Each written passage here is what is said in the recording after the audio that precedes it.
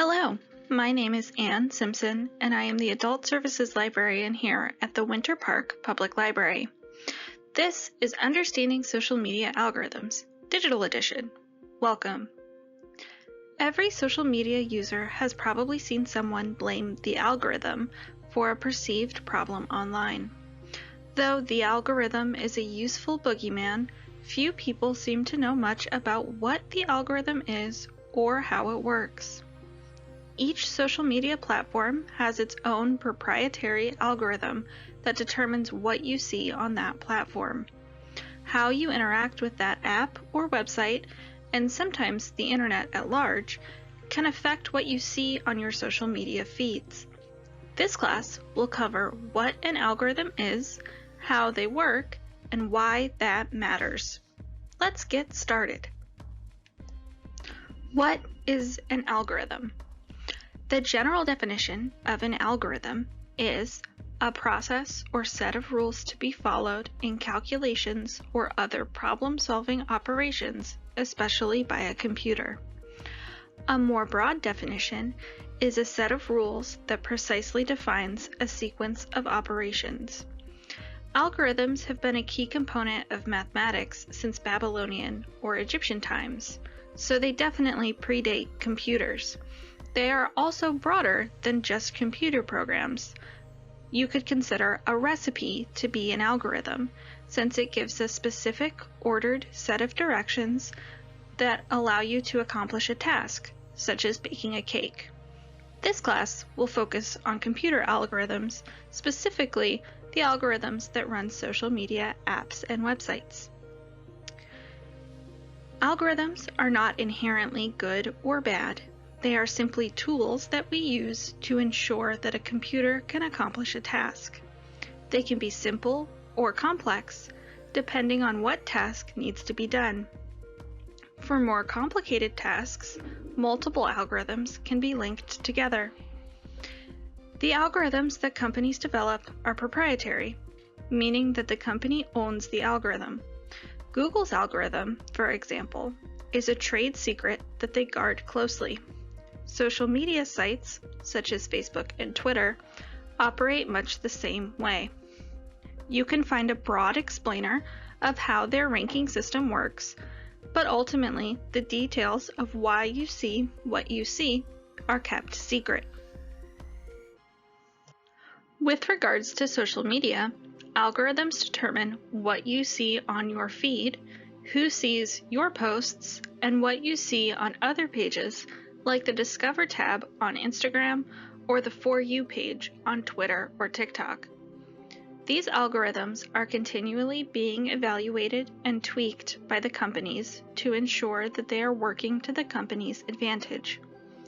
Most of these companies make their money off of ad revenue, since the sites are free to sign up for.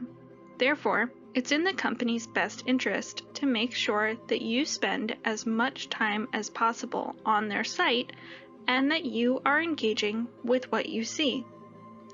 Now, what do we mean by engagement? It varies slightly by platform, but generally, engagement is a measure of public shares, likes, and comments. For Twitter, this means retweets, likes, and followers. For Facebook, this means shares, likes, and followers. And for Instagram, this means likes and followers. Comments on Facebook and Instagram posts count as well. In the beginning of social media, these sites were set up to show you the most recent posts from the people you follow. Twitter, Facebook, and Instagram were all set up with reverse chronological feeds, meaning that you would see the most recent posts first and then be able to scroll backwards through time. With this type of feed, different people you follow are not weighted differently. Everyone gets equal access and space determined by when they posted. As social media grew to be an integral part of society and business, these sites began to tweak their algorithms to change how they were displaying information. The biggest change was the shift from reverse chronological timelines to most relevant. Most relevant means that the algorithm that determines your newsfeed is guessing what you are most interested in based on a variety of factors. Your feed will not be in perfect reverse chronological order anymore, and instead will focus on the accounts and topics that you most engage with. On Facebook, the default setting for your newsfeed is top posts. You can turn on most recent in your settings temporarily, but it will revert back to top posts in time, typically within a few days. This isn't to say that top posts is an inherently bad way to use Facebook, or that most recent is inherently good. It's just to show that the posts and information you'll see change based on what these algorithms have determined about you. Feel free to pause this video to change that setting on your Facebook page to see how it can change your newsfeed. You do not have the option to change how your newsfeed works on Instagram. Years ago, in 2016, they switched from a reverse chronological feed to a most relevant style feed, and there is no way to change it back. On Instagram, your activity in the app will help determine the order that you see posts. On Twitter, the default setting is top tweets, but you can change this to latest tweets instead to see posts purely in reverse chronological order. Feel free to pause this video and take a second to change the way that your Twitter feed is set up so that you can see how that affects the posts that you see. For the most part, changing to a latest tweets or most recent post setting will eliminate suggestions from the apps for things that you might like or topics that they want you to follow. By now you must be wondering, why does this matter?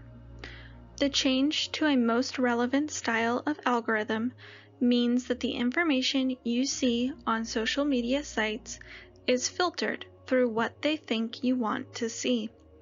This can create a phenomenon known as a filter bubble, where certain people or ideas are filtered out because the algorithm has determined that they are not relevant to you. This can be innocuous, such as showing you fewer posts from people you engage with less, but it can also be more problematic. The result tends to be that each of our interactions with the internet become more and more personalized to what it thinks we want to see. This can flatten conversations and result in a singular worldview as we see it through social media. This can also create an echo chamber, where certain viewpoints or ideas can be amplified and more extreme or fringe beliefs can be made more accessible or palatable to people who otherwise wouldn't engage with these ideas. So, what can you do about this? You don't have to do anything. Sometimes the best thing to do is to remain aware of what is happening and remember that on social media, we are not always getting the whole story. Additionally, everything you do on a social media site is cataloged, and that information informs their algorithm, which then affects your newsfeed. How long you spend on various pages, if you click on certain ads, what you like, what you comment on, who you follow, all of these different factors form a profile of you that the algorithm can use to make assumptions about what you want. They're not always right, but they are pretty accurate. For example, Twitter keeps suggesting that I follow the topic Lord of the Rings.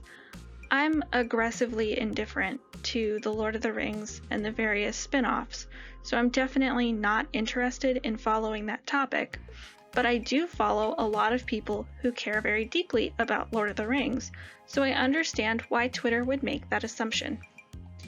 If you're curious about the types of assumptions that Google is making about you, you can actually see them.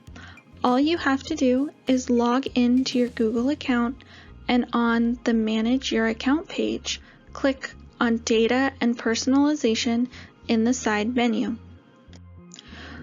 From the Data and Personalization page, you would click on Go to Ad Settings under Ad Personalization. You may have to scroll down a little bit in order to see this option. As you can see, this account has Ad Personalization turned on. This allows Google to make the ads more relevant or tailored to what I like and what it thinks I might be interested in. You can always turn this off. Your ads are personalized based on personal information that you've added to your Google account, data from advertisers that partner with Google, and Google's estimation of your interests. Underneath that is a really long list of all of Google's estimations of my interests.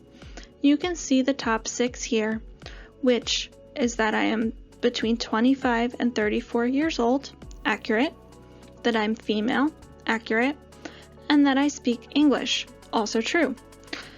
The next 3 options are websites that I have definitely visited while signed in to my Google account.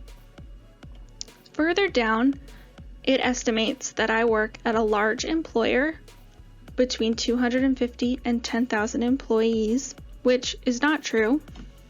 That I own a home, also not true. That I am not a parent, true. And that I am married, not true.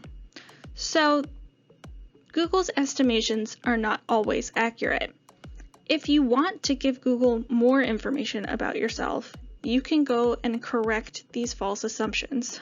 I think that Google knows enough about me, so I'm never going to correct Google when it makes mistakes about who I am. If you're curious about how Google makes these assumptions, you can click on any of them to get a little explanation.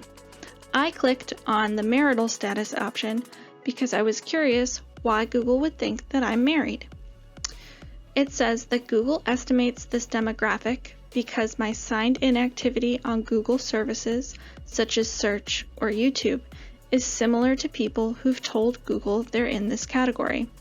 At this point, you can either close or turn off or manage your activity for this assumption. But like I said, I don't feel the need to correct Google because they know plenty about me as it is. Now that you've seen the types of assumptions that Google has made, it's safe to assume that your social media sites are also aware of the same amount of information, if not more, about you. Part of this isn't surprising.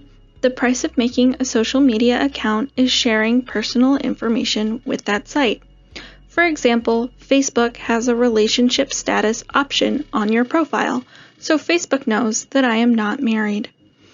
Again, since these companies make money based primarily on ads, they have a vested interest in learning about you and showing you things that you like and want to engage with so that they can sell you things and then sell more ads.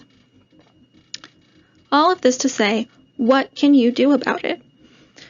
For one thing, you can turn off personalized ads. That way, you're not getting ads based on what these companies know about you specifically. You'll get ads based more broadly on where you are and other factors.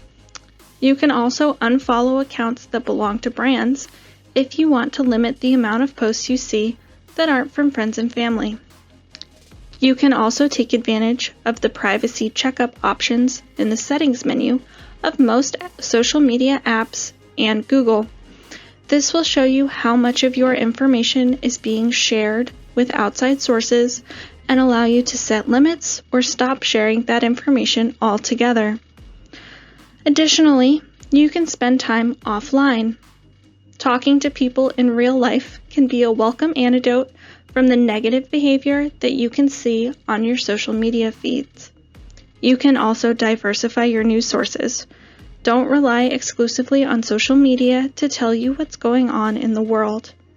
There are reputable news sources that name and verify their sources before publishing, and they are all more reliable than Facebook or Twitter in terms of staying informed. It's important to remain skeptical.